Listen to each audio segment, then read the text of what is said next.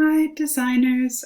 So there's been some really great questions about how to actually start building your lantern. So today I'm going to walk you through just like a couple of design ideas and the concept of making a maquette. So the first thing I've got is just a piece of paper, and it's going to help me to imagine what I want to do in terms of my dimensions and how I want my lantern to look. So the first kind of most obvious and I think easy design is a rounded lantern. When I look at this, it seems a little narrow, so I might even want to use two pieces of paper combined so that I can have a rounder, wider lantern. Hold on for 1 second. So if I wanted to create a square lantern, one of the things that I could do is create for myself like a nice long strip of paper. So I'm going to go ahead and just fold this in half. And then using that, I'm going to connect it to that back edge and fold in half again. And from there, I'm going to have to do just a little bit of work. But I could start to imagine, okay, this is what this would be like if I was to make a little kind of rectangular lantern. Again, we would want this to be bigger, but this is just small because it's our maquette. One of the things that I noticed right away is that this would fit together much more beautifully if I left a border so that I could sort of tuck it in and glue. That makes me realize that what I might want to do is make a triangle so that I could overlap that back page. I wouldn't want to overlap the whole thing because that would probably lead to transparency issues with the back. So, for example, as I'm experimenting with my maquette, what I would do is just cut away almost all of that back sheet.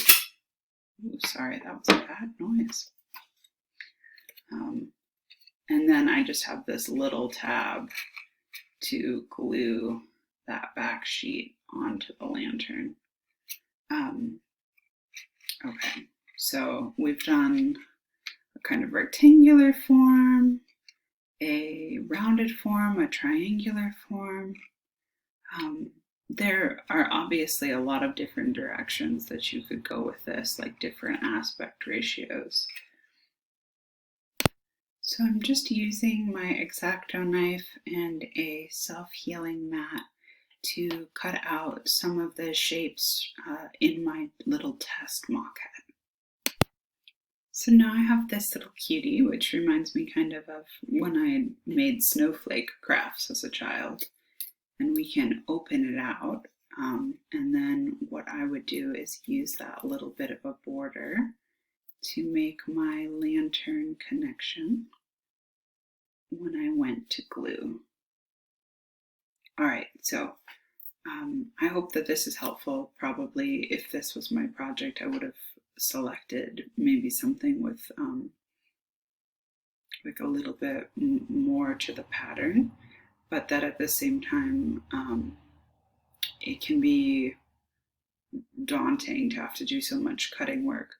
To do this, because this was a thin paper, I actually just folded it in and I was able to make all my cuts simultaneously.